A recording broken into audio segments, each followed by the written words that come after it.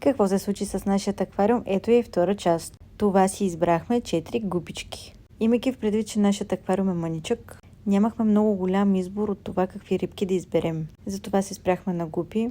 Аз взех още на водно растение, тъй като ми беше малко. Първо го разпределих и го засадих, а след това вече беше ред да сложим и рибките. Прехвърлянето на рибките в аквариума не беше толкова просто, а имаше няколко важни стъпки, които трябваше да изпълним, за да могат да свикнат рибките с околната среда и температурата на водата. С помощта на кепче прехвърлихме рибките една по една след изпълняването на важните стъпки и вече идваше може би най-важният момент, а именно приспособяването им към новата среда. Наблюдението първите часове или по-скоро дни.